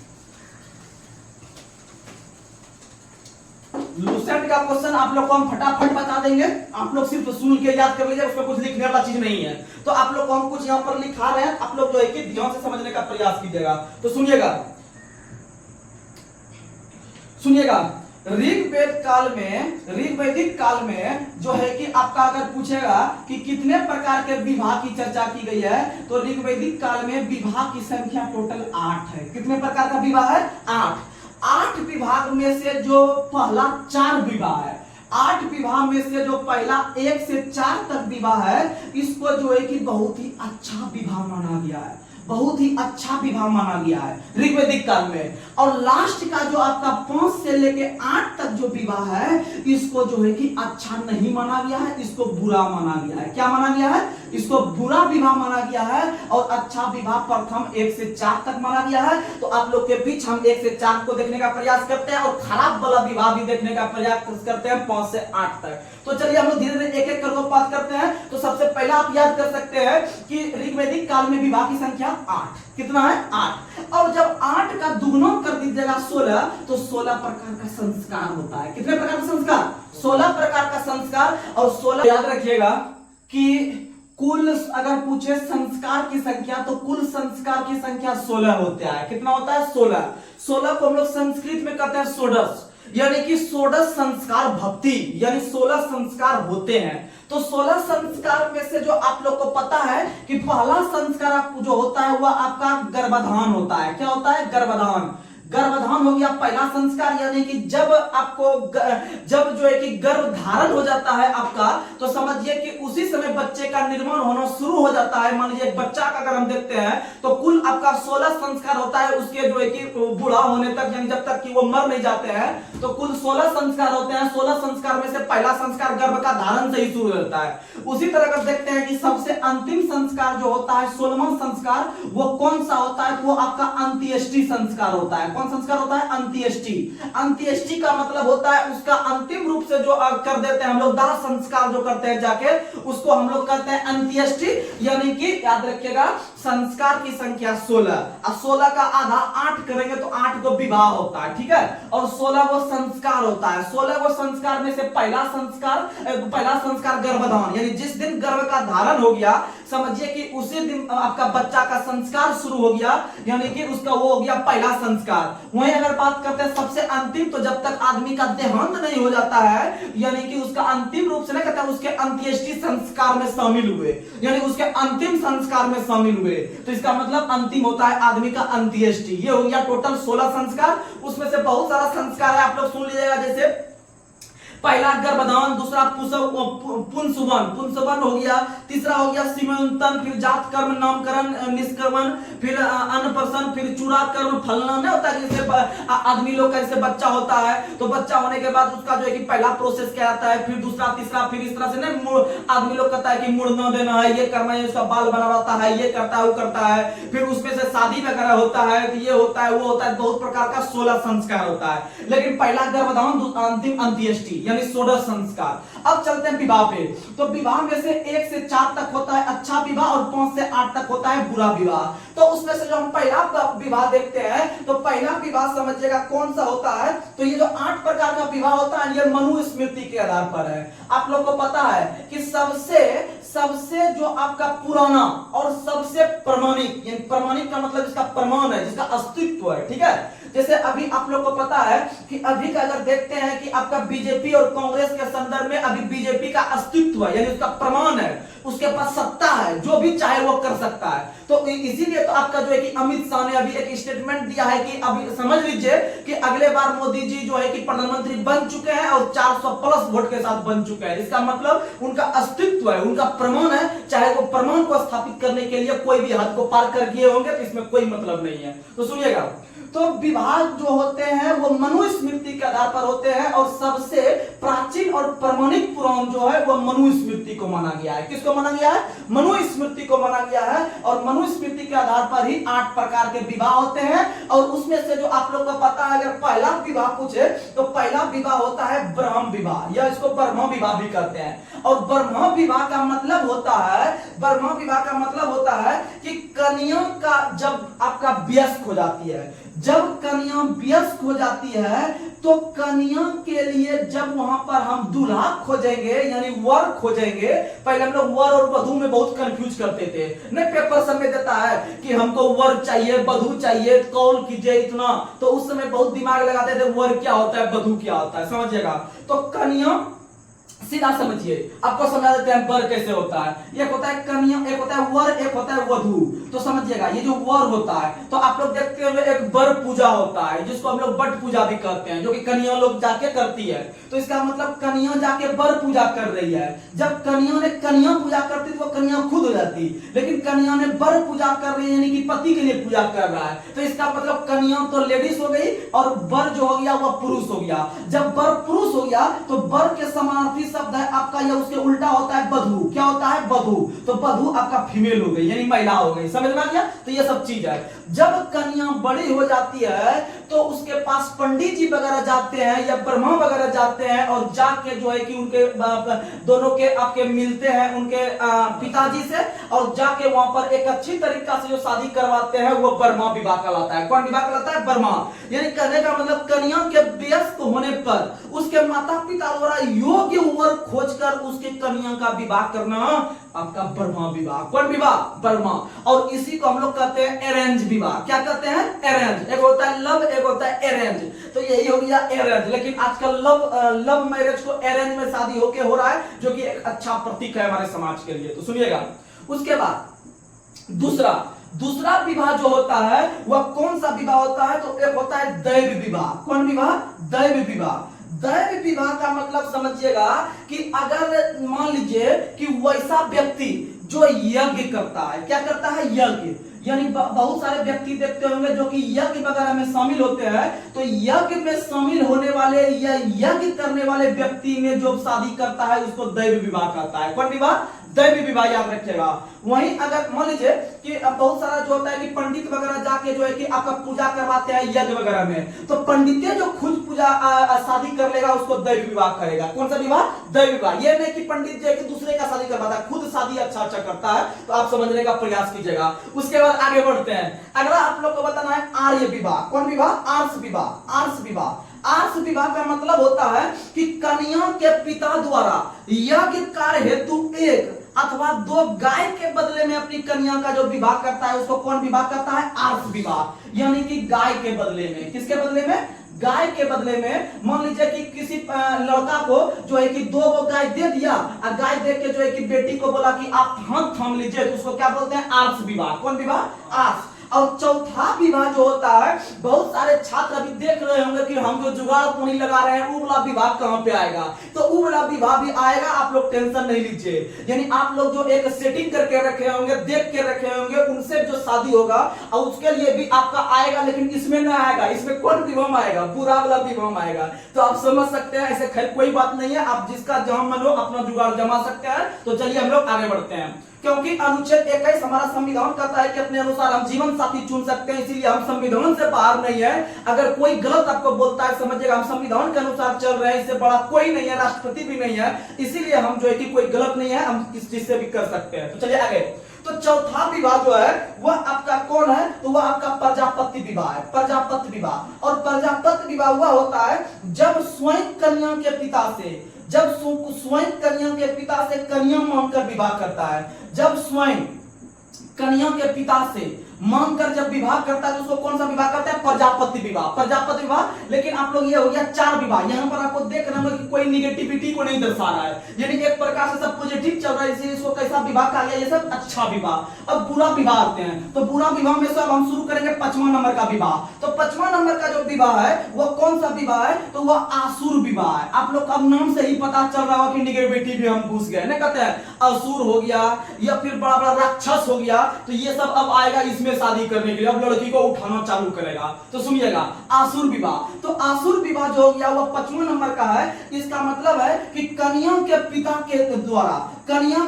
द्वारा धन के बदले में कन्या का विक्रय कर देता है। कहने का मतलब है कि कन्या के पिता द्वारा, मान लीजिए कि लड़की का पिता है, लड़की का पिता क्या किया कि धन के बदले में, किसके बदले में? धन के बदले में कन्या का विवाह कर रहा है, जिसका मतलब वो आसुर विवाह। यानी कहीं ना कहीं यहाँ पर जो है कि धन वगैरह का यानी दहेज का बात किया जा रहा है। किसका बात किया जा रहा है? दहेज का जब बात करेगा तो आसुर विवाह। और दहेज प्रथा अभी पूरे बिहार में बंद है, लेकिन वहां पर बड़े पैमाने पे लिया जा रहा है। तो सुनिएगा, आप आते हैं छठा विवाह।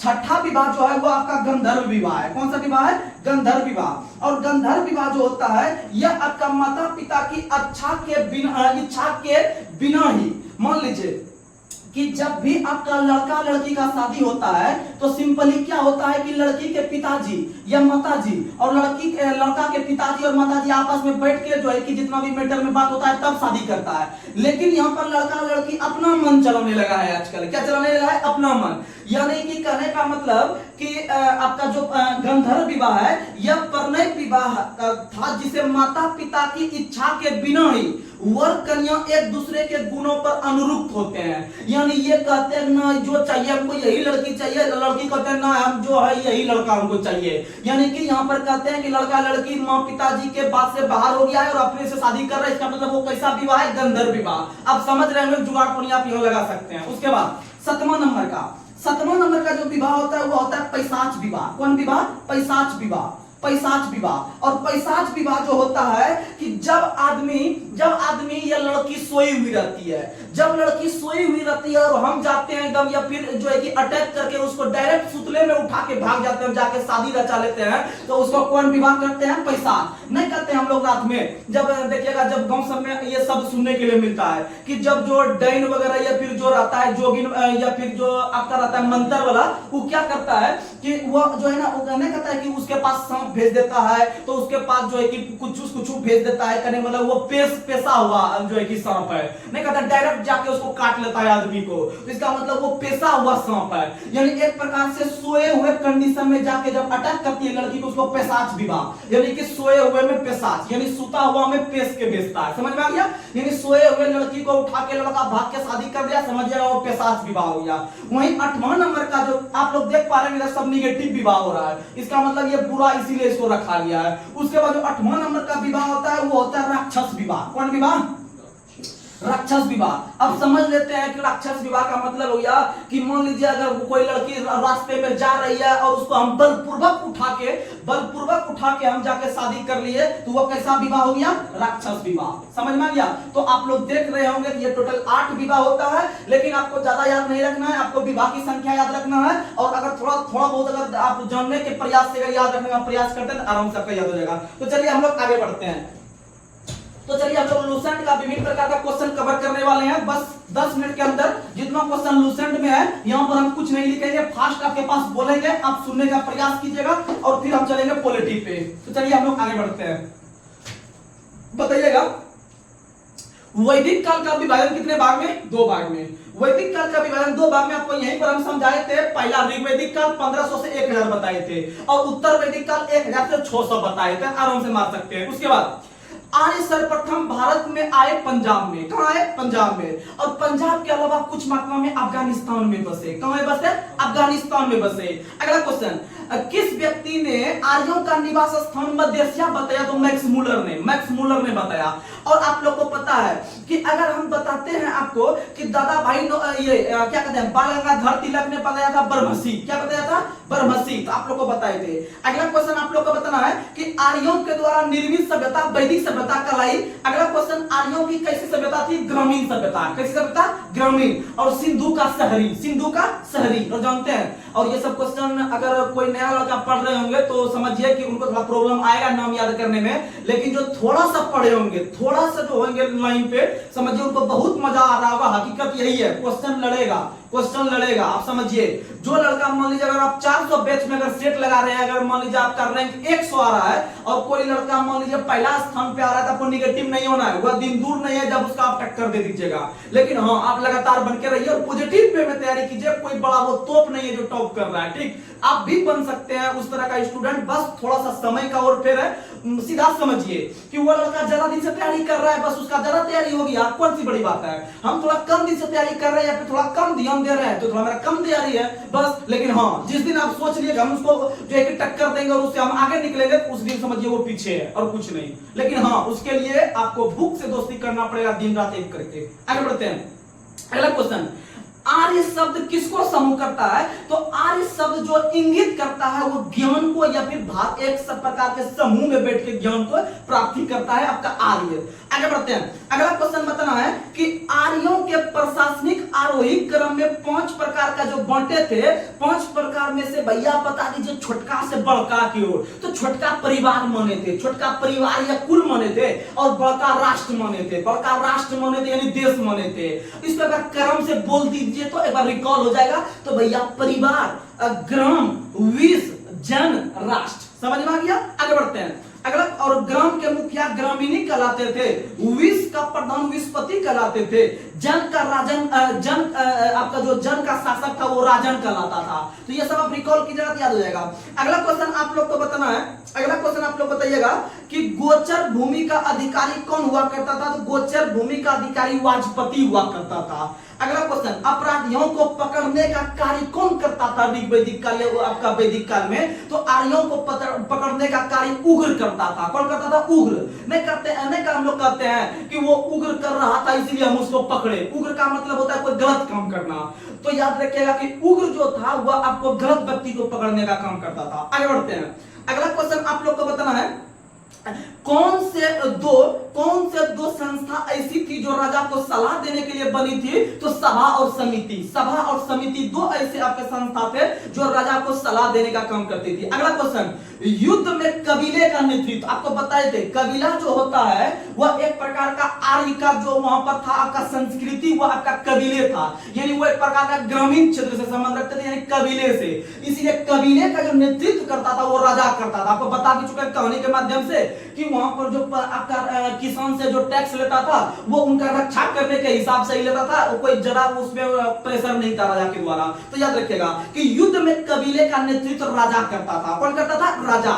अगला क्वेश्चन, युद्ध में गवष्टि शब्द का प्रयोग किसके लिए किया है? तो गविष्टि गाय के खोज के लिए। अधनिया का खोज भी किसके लिए? गाय के लिए। अधनिया का खोज भी किसके लिए? गाय के। और अष्टकर्णी शब्द का संबंध भी गाय से है। अष्टकर्णी शब्द का संबंध भी गाय से। और जो हकीकत में जो लूसेंट फॉलो करते होंगे ना, वो सिर्फ आप अधनिया शब्द का नाम सुने होंगे, इसीलिए आप लोग ये एक्स्ट्रा फैक्ट भी लेके चलिए।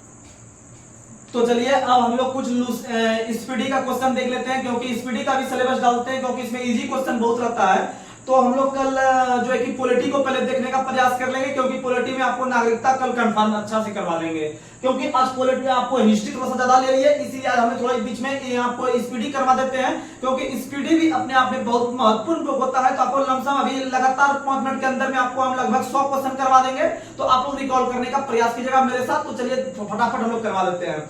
तो आप लोग बताइएगा कि सरदार पटेल के नेतृत्व में बारदोली सत्याग्रह आंदोलन कब हुआ था? 1928 में। कब हुआ था? 1928 में हुआ था बारदोली सत्याग्रह, आप लोग को पता है। अगला क्वेश्चन आप लोग को बताना है कि 14 वर्ष से कम उम्र के बच्चों को किसी खतरनाक काम पर नहीं लगा सकते। अनुच्छेद 24। अनुच्छेद 24 यानी कि 24 में 14 वर्ष, 24 में 14, यानी दोनों का इकाई डिजिट 4, दोनों का इकाई डिजिट 4। याद रखिएगा, अनुच्छेद 24 में 14 वर्ष से कम उम्र के खतरनाक बच्चों को काम पर नहीं लगा सकते हैं। वहीं अनुच्छेद 23 में आपका क्या है? तो बाल श्रम का निषेध किया गया है। आगे बढ़ते हैं। अगला क्वेश्चन आप लोग को बताना है, पार्लियामेंट के किसी भी सदन में सदस्य न होते हुए भी भारत के अंदर में कौन सा संवैधानिक पद वाले व्यक्ति उस बैठक में भाग ले सकते हैं? भैया अटॉर्नी जनरल। और अटॉर्नी जनरल का संबंध आपका अनुच्छेद 76 से है, और अनुच्छेद 88 के तहत आपका किसी भी सदन में भाग ले सकते हैं, और दुनिया इंडिया के अंदर में किसी भी कोर्ट में जाकर बैठ सकते हैं, बात विचार कर सकते हैं अनुच्छेद 88 के तहत। और महान्यायवादी की नियुक्ति जो करते हैं भारत के राष्ट्रपति करते हैं, और यह जो होता है यह राष्ट्रपति के आपके प्रसाद पर धारण करते हैं, क्योंकि जब चाहे राष्ट्रपति उसको प्रसाद के रूप में खा सकता है, अर्थात पद से हटा सकता है। उसके बाद भारत के अंदर में जो पहले महान्यायवादी बने थे वो एमसी सीतलवाड़ बने थे। भारत के अंदर में पहले महान्यायवादी जवाहरलाल नेहरू के काल में एमसी सीतलवाड़ बने थे। वहीं वर्तमान समय में जो भारत के महान्यायवादी हैं वो आर वेंकट रमनी है। आर वेंकट रमनी है, जो कि 16वें नंबर के हैं। कितने नंबर के हैं? 16वें नंबर के। आप लोग याद रखने का प्रयास कीजिएगा। और जो आपका महान्यायवादी का जो सबसे मुख्य काम होता है वो क्या होता है? तो भारत सरकार के सरकारी वकील के रूप में काम करना, यानी सरकार का केस को लड़ना। आगे बढ़ते हैं। अगला क्वेश्चन आप लोग को बताना है, बादलों की दिशा और गति नेफोमीटर, क्योंकि बादलों का जो हम लोग मापते हैं वो आपको नेफोस्कोप में मापते हैं। बादलों में आए उतार चढ़ाव को नेफोस्कोप में मापते हैं, इसीलिए बादलों की दिशा और गति मापने वाला यंत्र का नाम है नेफोमीटर। और वर्षा हो गया रेनगेज। वहीं चक्रवात की गति को टी स्केल से, चक्रवात की गति को टी स्केल से, चक्रवात की गति को टी स्केल से। अगला क्वेश्चन बताना है, गुरु नानक की मृत्यु 1539 में किस शहर में हुआ था? करतारपुर में। किस शहर में? करतारपुर में। और याद रखिएगा इनका जन्म जो हुआ था वो हुआ था 1469 ईस्वी को तलवंडी में। कहां में हुआ था? तलवंडी में हुआ था। वहीं ये सिखों के पहले गुरु हो गए और सिखों के जो अंतिम गुरु हुए वो हुए गुरु गोविंद सिंह। गुरु गोविंद सिंह का जन्म याद रखिएगा जो हुआ है 1666 में। 1666 में जो हुआ है पटना के पटना साहिब में, बिहार के अंतर्गत हुआ है। वहीं गुरु गोविंद सिंह का जो मृत्यु हुआ है वो महाराष्ट्र के नांदेड़ में, महाराष्ट्र के नांदेड़ में। और नांदेड़ जो हिस्सा पड़ता है वो आपका आंध्र प्रदेश तेलंगाना का हिस्सा पड़ता है, आपका उसी के आसपास है, लेकिन वो जगह जो है वो महाराष्ट्र के हिस्से में पड़ता है, लेकिन वो एरिया सटा हुआ है आपका आंध्र प्रदेश के बॉर्डर पे है। इसीलिए याद रखिएगा महाराष्ट्र के अंदर जो सेंट्रल रेलवे आपका जो है वो एक प्रकार का आपका जो है आप एक डिवीजन पड़ता है आपका नांदेड़। वहीं अगर हम बात करते हैं आपका कि नांदेड़ में इनका निधन कब हुआ था गुरु गोविंद सिंह का, तो नांदेड़ का निधन जो हुआ था, नांदेड़ में जो गुरु गोविंद सिंह का निधन हुआ था वो हुआ था आपका जिस वर्ष हुआ था औरंगजेब का, उसके एक वर्ष के बाद हुआ था, जो है कि एक वर्ष के बाद 1708 में 1707 में औरंगजेब, 1708 में आपका हो गया गुरु गोविंद सिंह। अगला क्वेश्चन बताना है कि नाभ के विकिरण से शरीर का कौन सा अंग सबसे पहले प्रभावित होता है? अस्थि मज्जा। अगला क्वेश्चन बताना है अर्धरात्रि के सूर्य का देश नॉर्वे, अर्धरात्रि के सूर्य का देश नॉर्वे, वहीं उगते हुए सूर्य का देश जापान, वहीं पर जो हम दक्षिण कोरिया को बोलते हैं वो बोलते हैं आपको क्या बोलते हैं, तो याद रखिएगा उगते हुए सूर्य का देश जापान, और उसके बाद फिर अर्धरात्रि के सूर्य का देश बोलते हैं नॉर्वे को, वहीं बोलते हैं डूबते हुए सूर्य का देश बोलते हैं ब्रिटेन को, डूबते हुए सूर्य का देश बोलते हैं ब्रिटेन को, याद रखिएगा। और सूर्योदय की भूमि के नाम से जानते हैं किसको, तो याद रखिएगा सूर्योदय की भूमि के नाम से बोलते हैं जापान को, यानी उगते हुए सूर्य का देश। अगला क्वेश्चन आप लोग को बताना है कि प्रशांत पेटी कौन से रेखा के निकट है, तो भूमध्य रेखा। और प्रशांत पेटी का मतलब हो गया कि भूमध्य रेखा या विषुवत रेखा या इक्वेटर के जो 0 डिग्री पे है उसके आसपास का जो 5 डिग्री 10 डिग्री का जो एरिया होता है वहां पर शांत पेटी पाई जाती है, उसे हम लोग डोल्ड्रम कहते हैं या शांत पेटी कहते हैं, याद रखिएगा। आगे बढ़ते हैं। जल से हल्की धातु कौन है? सोडियम। जल से हल्की धातु कौन है? सोडियम। और सोडियम को हम लोग रखते हैं केरोसिन तेल में। किसमें रखते हैं? केरोसिन तेल में। और याद रखिएगा सफेद फास्फोरस को रखते हैं जल में। अगला क्वेश्चन बताना है भारत का सबसे पहला जैव मंडल आरक्षित क्षेत्र कौन बना है? नीलगिरी। सबसे पहला जैव मंडल आरक्षित क्षेत्र नीलगिरी बना है, और नीलगिरी की पहाड़ी तमिलनाडु में है, और उस पर 2 जनजाति निवास करती है।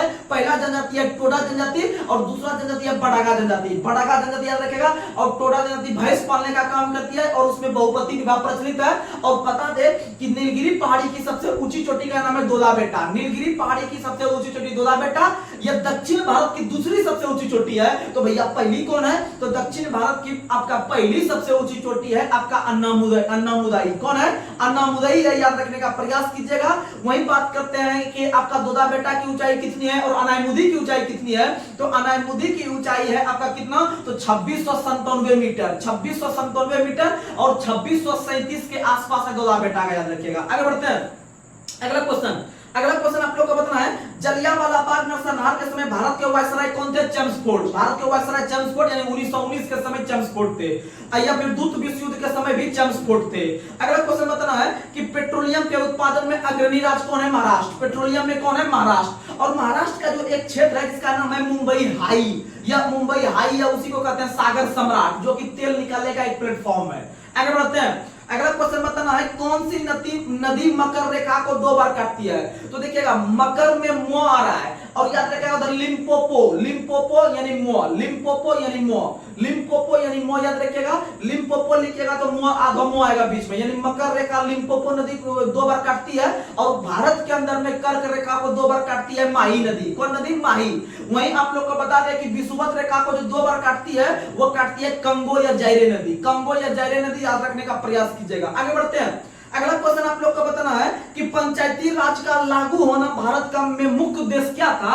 तो याद रखिएगा सत्ता का विकेंद्रीकरण करना, यानी वर्तमान समय में जो भारत के जो पंचायती राज मंत्री हैं पूरे भारत के, आप लोग को पता है कौन है, तो वो उसका संबंध बिहार से ही है, जो कि आपका बेगूसराय से जितने सांसद बन के पहुंचे हुए थे, तो आप लोग उनका नाम भी पता होगा। तो चलिए उनका नाम हम नहीं लेना पसंद करेंगे, क्योंकि कोई खास काम भारत के लिए नहीं किया है पंचायती राज व्यवस्था के अंतर्गत। चलिए आगे बढ़ते हैं। अगला क्वेश्चन आप लोग को बताना है राणा प्रताप सागर परियोजना एक प्रकार का क्या है? बिजली संयंत्र। राणा प्रताप सागर परियोजना एक प्रकार का क्या है? बिजली संयंत्र।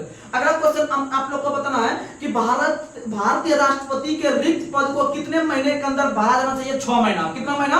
6 महीना के अंतर्गत भरा जाना चाहिए। और आपको पता है कि राष्ट्रपति के अंतर्गत विभिन्न प्रकार के अनुच्छेद हैं। अनुच्छेद 52 के तहत भारत का एक राष्ट्रपति होगा, 53 के तहत कार्यपालिका शक्ति, और 54 के तहत निर्वाचक मंडल, और 55 के तहत राष्ट्रपति के निर्वाचन की रीति, और 56 के तहत राष्ट्रपति का कार्यकाल, और राष्ट्रपति का कार्यकाल जिस दिन शपथ लेगा उस दिन से 5 साल। उसके बाद अनुच्छेद 57 में हो गया आपका पुनर्नियुक्ति, और पुनर्नियुक्ति के तहत भारत के राष्ट्रपति या भारत के अंदर कोई भी व्यक्ति चाहे जितनी बार राष्ट्रपति बन सकता है, उसमें कोई रोक छेक नहीं है।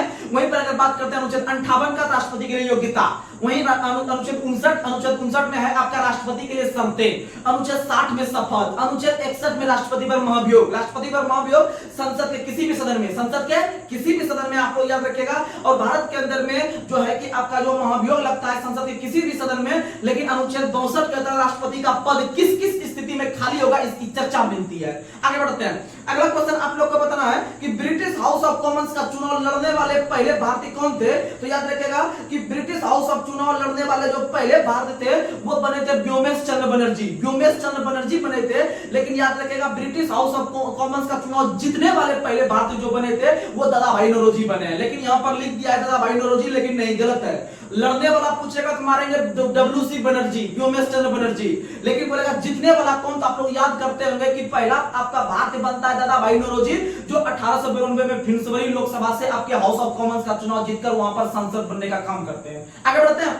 अगला क्वेश्चन आप लोग को बताना है गदर आंदोलन का संस्थापक कौन था? लाला हरदयाल। गदर पार्टी का स्थापना लाला हरदयाल। अगला क्वेश्चन बताना है अनहैप्पी इंडिया पुस्तक के लेखक लाला लाजपत राय। अगला क्वेश्चन आप लोग को बताना है कि राज्यपाल अपने कार्यों के प्रति के लिए राष्ट्रपति के प्रति उत्तरदायी होता है। किसके प्रति? राष्ट्रपति। अर्थात राष्ट्रपति के आपके एजेंट के रूप में राज्यपाल काम करते हैं अपने राज्यों में। अगला क्वेश्चन बंग भंग आंदोलन कब लागू हुआ? तो बंग भंग आंदोलन जो हुआ था वो पंजाब आपका बंगाल जो विभाजन किया था लॉर्ड कर्जन ने ना, उनके ही विरोध में बंग भंग आंदोलन का शुरुआत हुआ था। तो आप लोग को बता दे कि बंगाल विभाजन के संदर्भ में बंगाल विभाजन के संदर्भ में 3 डेट याद रखिएगा। सबसे पहला बंगाल विभाजन के संदर्भ में 3 डेट याद रखिएगा। एक डेट याद रखिएगा 20 जुलाई 1905। 20 जुलाई 1905 को बंगाल विभाजन करने की निर्णय की घोषणा हुई।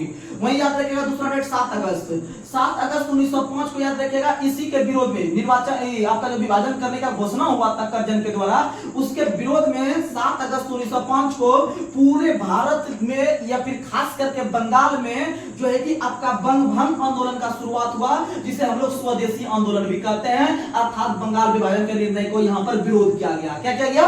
विरोध किया गया। वहीं पर इसके बाद याद रखिएगा आगे चल के 16 अक्टूबर का दिन, 16 अक्टूबर 1905 को बंगाल विभाजन प्रभावी हुआ। क्या यह प्रभाव में आया? और जब यह प्रभाव में आ गया तो आगे चलकर 1911 में इसको रद्द करने का घोषणा किया। आप लोग को पता है लॉर्ड हार्डिंग दूत ने। चलिए आगे बढ़ते हैं। अगला क्वेश्चन आप लोग को बताना है। अगला क्वेश्चन बताइएगा वर्तमान में संविधान में 8वीं अनुसूची में कितना भाषा? 22 भाषा। कितना भाषा? 22 भाषा। लेकिन मूल संविधान में 8वीं अनुसूची में 14 भाषा। कितना भाषा? 14 भाषा। अगला क्वेश्चन बताना है कि हिंदू नेपोलियन के नाम से किस व्यक्ति को जानते हैं, या फिर तूफानी हिंदू के नाम से किसे जानते हैं? तो तूफानी हिंदू के नाम से स्वामी विवेकानंद, जो कि आपके 1894 ईस्वी में आपके अमेरिका के शिकागो शहर में जाकर धुइयां उड़ा दिए थे। आगे बढ़ते हैं। अगला क्वेश्चन आप लोग को बताना है कि कोलकाता नगर के वास्तुकार कौन थे? जॉब चार्नक। कौन थे? जॉब चार्नक। जॉब चार्नक ने आप लोग को पता है 1690 ईस्वी में कलकत्ता शहर का स्थापना किया था। वहीं पर अगर हम बात करते हैं बंबई शहर का स्थापना किसने किया था? तो गेराल्ड ओंगियार ने। आगे बढ़ते हैं। अगला क्वेश्चन आप लोग को बताना है भारतीय राष्ट्र कांग्रेस का नाम किसने दिया था? तो भारतीय राष्ट्र कांग्रेस का नाम दादा भाई नौरोजी ने, grand old man of India दादा भाई नौरोजी ने धन के निष्कासन का भी सिद्धांत दिया था। और धन के निष्कासन का सिद्धांत जो पहली बार दिया था वह 1901 ईस्वी में। आप लोग को पता है उनका एक पुस्तक था the British rule in India, उसी पुस्तक में देने का काम किया था। आगे बढ़ते हैं। अगला क्वेश्चन बताना है क्रांतिकारी संगठन अभिनव भारत नामक संस्था के संस्थापक कौन थे? तो वीडी सावरकर। कौन थे? वीडी सावरकर। और वीडी सावरकर ने 1857 के विद्रोह में एक स्टेटमेंट दिया था जिसका नाम था यह भारत का प्रथम स्वतंत्रता संग्राम है। यह भारत का प्रथम स्वतंत्रता संग्राम है, वीडी सावरकर। और आप लोग को बता दे कि यह एक राष्ट्र विद्रोह है। डिजरेली बोला था। कौन बोला था? डिजरेली बोला था, याद रखिएगा। आगे बढ़ते हैं। अगला क्वेश्चन बताना है भारतीय क्रांति की मां मैडम भिकाजी कामा। भारतीय क्रांति की मां मैडम भिकाजी कामा। अगला क्वेश्चन बताना है कि आप लोग को बताना है कि पुर्तगालियों ने गोवा को किस राज्य के शासक से जीता था? तो बीजापुर के शासक से, इसका नाम था यूसुफ आदिल शाह। क्या नाम था? यूसुफ आदिल शाह। और गोवा को जब भारत का हिस्सा बनाया गया आगे चल के आपका 1961 ईस्वी में जो है कि गोवा, जो हम लोग मुक्ति दिवस मनाते हैं 19 दिसंबर को, उस दिन जब मुक्त किया गया था तो उस समय गोवा पे जो अधिकार था, उस समय गवर्नर था आपका पुर्तगाल का कौन? तो सिल्वा। कल ही बताए थे, सिल्वा नाम का। यानी जब गिरफ्तार किया जा रहा था या जब गुलाम बनाया जा रहा था गोवा को, तो उस समय था यूसुफ आदिल शाह आपके वहां के गोवा के, या फिर आपको बीजापुर के। लेकिन उस समय जो आपके गवर्नर थे वहां के, जिसने बना रहा था आपका पुर्तगाली गवर्नर, उसका नाम था Francisco de Almeida, sorry Alfonso de Albuquerque, यानी 1510 में। पहला वाला डॉग आता है, ठीक है, यानी पहला देखिएगा, जुगाड़ देते हैं आप, डॉक और डक याद रखिएगा, डॉक और डक, यानी कि लास्ट दोनों का दिए हैं। आपका फ्रांसिस्को द अल्मेडा जो आया है वह 1505 में आया है, 1505 से लेकर 1509 तक रहा है। उसके बाद फिर को से होता है अल्बुकर्क, लास्ट में को आता है, यानी अल्बुकर्क का जो कार्यकाल रहा है वो 1509 से शुरू होकर लगभग 1515 तक चला है। तो आप याद रखिएगा ये अल्बुकर्क के काल में हुआ है, अल्बुकर्क काल में। लेकिन ये था आपका गुलाम करने समय। लेकिन आगे चलकर 1961 में जब आजाद करेगा गोवा को, तो उस समय आपका बन जाएगा सिल्वा। कौन बन जाएगा? सिल्वा। तो चलिए आज के सेशन को हम यहीं पर समाप्त कर रहे हैं। तो अगले क्लास में हम लोग पॉलिटी लेने का प्रयास करेंगे। बस आप लगातार बनकर रहिए, एग्जाम में तैयारी करने की आपका क्वेश्चन न होने की गारंटी मेरी है। आप लोग बड़ा कोचिंग में देखते होंगे कि आपको 1-1.5 घंटा में इतना कंटेंट नहीं मिल पाता होगा, लेकिन आपके बड़े भाई के होने के नाते आपको बता रहे हैं कि आप सब जगह पढ़िए, लेकिन आप 2 घंटा मेरा क्लास को आप देख लीजिए, कम से कम 1.5-2 घंटा जो भी 2 को वीडियो चलता है देखिएगा। आपको अगर एक तरफा मैच अगर नहीं कर दिए तो फिर आप बोलिएगा। तो चलिए आज के सेशन को मैं समाप्त करें, तब तक के लिए जय हिंद, जय भारत।